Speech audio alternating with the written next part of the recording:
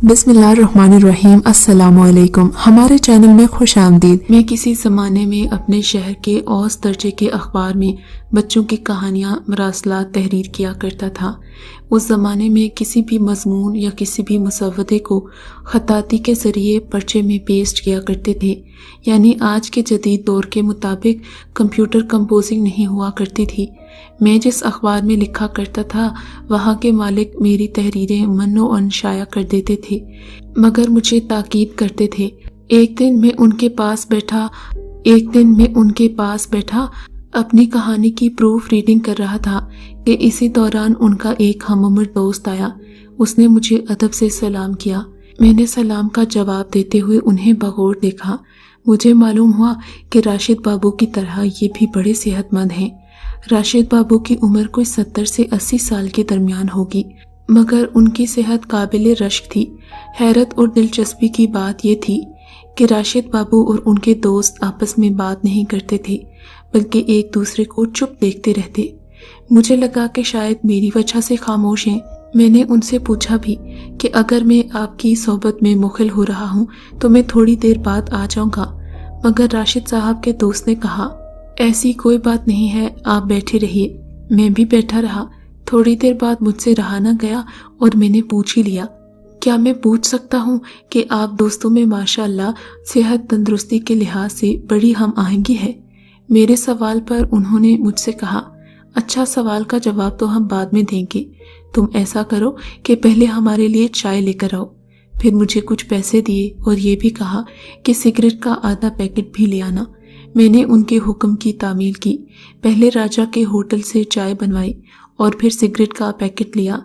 मैं जब राशिद बाबू के पास पहुंचा, मेरी हैरत की इंतहा न रही। वहां सिर्फ राशिद बाबू मौजूद थे, मगर वो बुजुर्ग मौजूद नहीं थे। मैंने पूछा, बुजुर्ग कहाँ गए? मेरे सवाल पर उन्होंने गुस्से से मुझे देखा और बोले, दिल तो करता है तेरे मुंह पर थप्पड़ मार दूं। भला क्यों? मैंने क्या कसूर कर दिया बुजुर्गों? मैंने घबराहट के आलम में पूछा। उन्होंने फिर गुस्से से कहा, ये चाय तो खुद ही पी ले और ये सिगरेट की डिबिया तू अपने हाथों में मसल दे। मैंने कहा, मुझे माफ कर दें।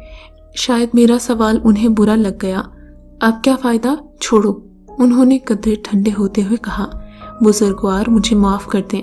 मैंने उनसे दोबारा मुआसरत करते हुए कहा तो वो कुछ शांत हुए।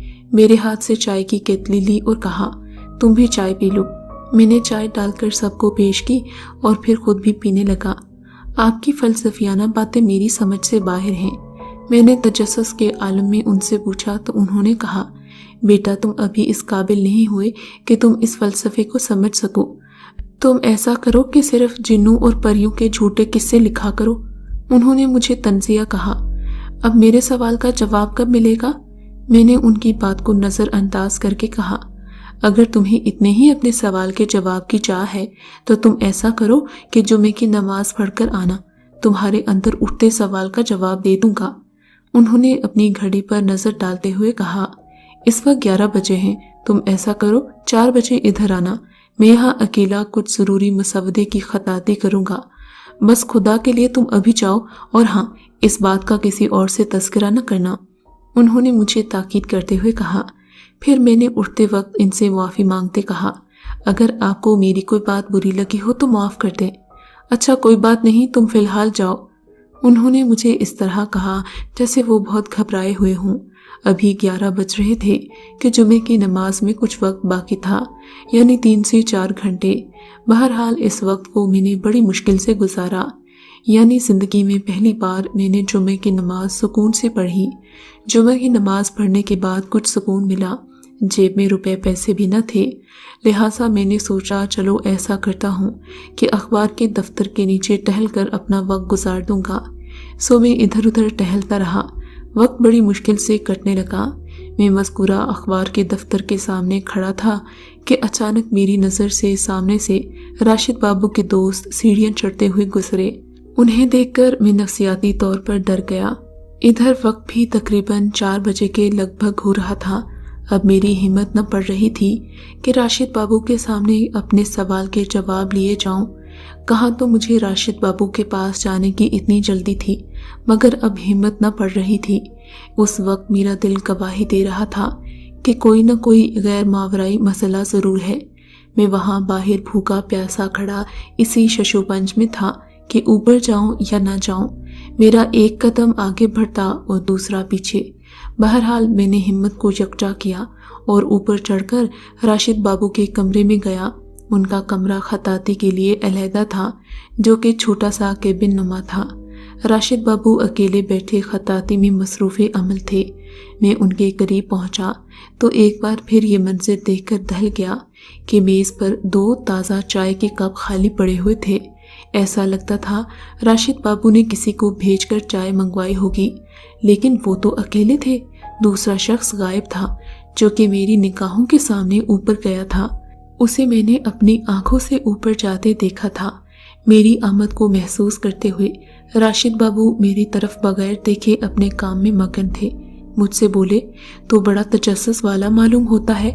چل، یہ اچھی بات ہے کہ ایک اچھا کہانی نویس بننے کے لیے تجھے ایک کھوجی ذہن کا ہونا چاہیے، اور یہ خوبی تو تجھ میں ہے۔ راشد بابو وہ کہاں گئے؟ اور یہ چائے کے 2 کپ؟ اور آپ؟ میں نے پوچھا تو راشد بابو نے اپنا سر اٹھایا اور بولے، یہ تیرے سوال کے جواب کا ایک حصہ ہے۔ حصہ ہے؟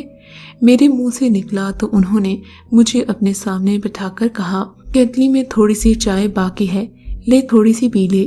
میں نے زہر مار کر کیتلی سے نکلی ہوئی تھوڑی سی مقدار پر مشتمل ٹھنڈی چائے پی لی۔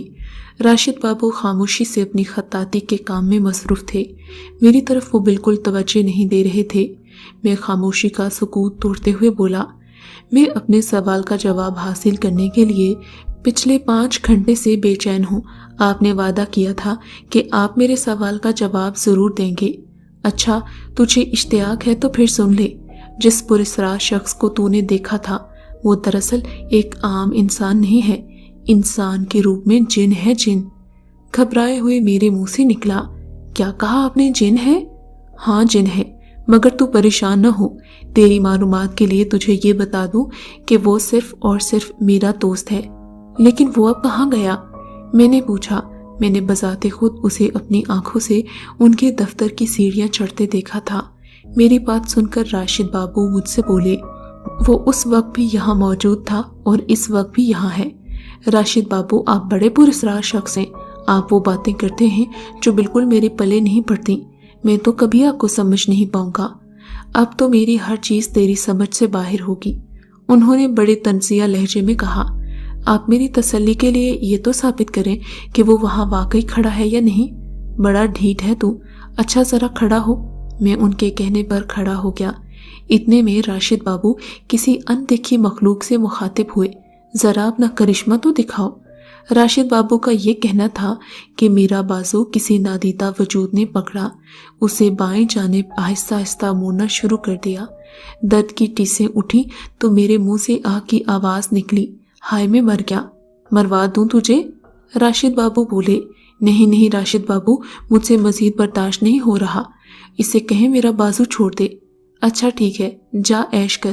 جو ہی راشد بابو نے کہا، میری جان میں جان آ گئی۔ میں ان کے دفتر سے نکلنے لگا تو راشد بابو گرج کر بولے، سن لے بات میری، اگر تو نے کسی کو یہ بات بتائی تو تجھے کڑی سزا ملے گی۔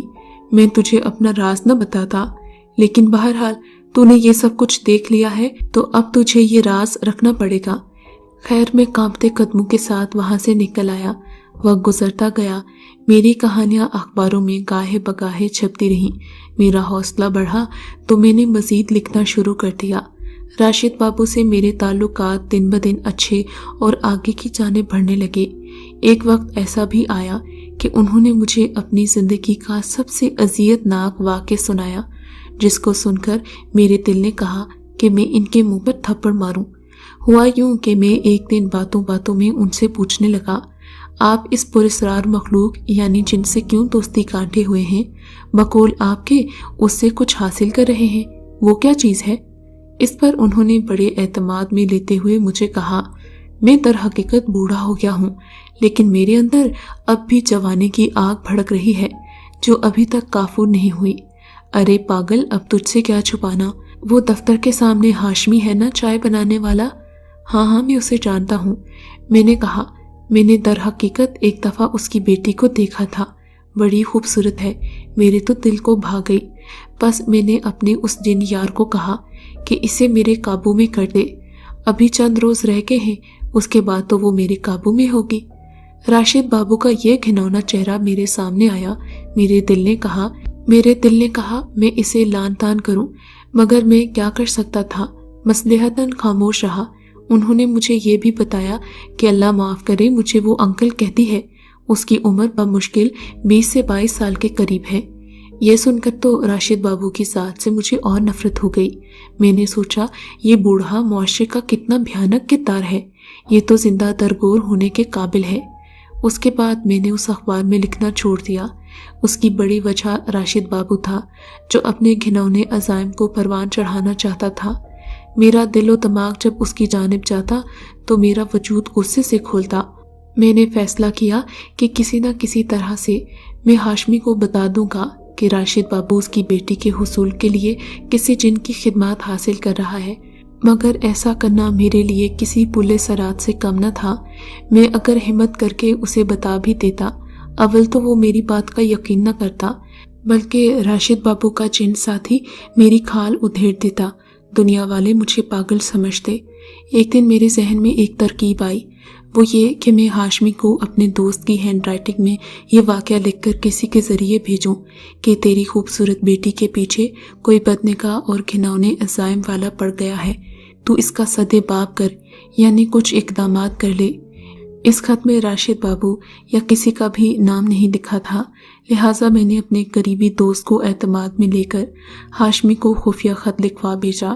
اس میں بھیجنے والے کا نام نہ لکھا تھا اور اپنے علاقے سے نہیں بلکہ ایک دوسرے ڈاک خانے سے پوسٹ کیا۔ ایک دن میں اس اخبار کے دفتر کے قریب سے گزرا تو مجھے معلوم ہوا کہ وہ اخبار بند ہو چکا ہے۔ سامنے راجہ چائے والے سے ایسے ہی پوچھا، راشد بابو کہاں گیا ہے؟ وہ بولا، وہ تو پہلے ہی اس اخبار کے دفتر کو خیر آباد کہہ کر جانے کہاں چلے گئے تھے۔ میں دلی طور پر مطمئن ہو گیا کہ راشد بابو دفع ہو گیا۔ اسی طرح اس کا رجحان ہاشمی کی بیٹی کی جانب سے تو ہٹ گیا۔ ایک رات میں اپنے بستر پر لیٹ گیا تو اپنی آنکھوں کے سامنے غنودگی کا غلبہ پایا۔ میں گہری نیند میں سو گیا۔ میں نے خواب میں دیکھا کہ راشد بابو کے پاس اس کے چھوٹے سے کیبن میں بیٹھا ہوا ہوں۔ وہ مجھے غضبناک غصے سے کہہ رہا تھا، بدبخت، میں نے تجھ پر بھروسہ کیا تھا اور تو نے میرا راز ہاشمی خان کو خط میں لکھ کر خاموش کر دیا۔ اس کی لڑکی تو مجھے نہیں ملی، لیکن یاد رکھ، تجھے اس کی وہ بھیانک سزا دوں گا کہ تو یاد رکھے گا۔ اور پھر فوراً خوف سے میری آنکھ کھل گئی۔ خیر وقت گزرتا رہا۔ تقریباً 15 سال بعد میں سب کچھ بھول بھال گیا تھا۔ ہاشمی خان اور اس اخبار کا مالک سب مر گئے۔ اس وقت میری عمر 33 سال ہوگی۔ میری بھی شادی ہو گئی۔ ایک دن میری بچی پیدا ہوئی۔ حسب معمول میں گرم بستر پر گہری نیند سو رہا تھا کہ میرے خواب میں راشد بابو آ گیا، بالکل اسی طرح جیسا کبھی میں نے اسے دیکھا تھا۔ وہ اپنے اسی بوڑھے جن دوست کے ساتھ بیٹھا ہوا تھا، سر جھکائے میرا مسودہ خطاطی کرتے ہوئے بڑے شیطانی انداز میں مجھ سے کہہ رہا تھا، اب تیری سزا کے شروع ہونے کا وقت آ گیا ہے۔ میں نے اس سے پوچھا، راشد بابو کیسی سزا؟ وہ ہنسا اور ساتھ ہی وہ شیطان جن اس کی ہنسی میں اپنی ہنسی شامل کر کے کہنے لگا، تو نے ہاشم کی بیٹی کو تو ہم سے بچا لیا، لیکن اس کی یہ باتیں خواب میں جاری تھیں کہ میری شور سے آنکھ کھل گئی۔ میں ہڑبڑا کر اٹھ بیٹھا۔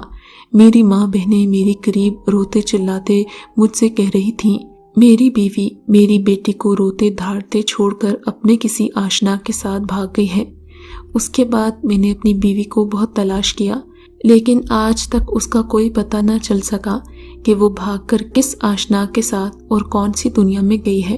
میرا دل کہتا ہے کہ ایسا ہونے میں یقیناً راشد بابو ہی کا ہاتھ ہے اور اس نے اپنے جن ساتھی سے ہی یہ کام کروایا ہوگا۔ اس واقعے کے بعد میں نے کبھی خواب میں راشد بابو یا پھر اس کے جن دوست کو خواب میں نہیں دیکھا۔ میری سمجھ میں نہیں آتا میں کیا کروں۔ آپ ہی بتائیے اس مسئلے کا کیا حل ہے؟ یہ میرا وہم ہے یا پھر واقعی میری بیوی کو جنات ہی لے گئے ہیں؟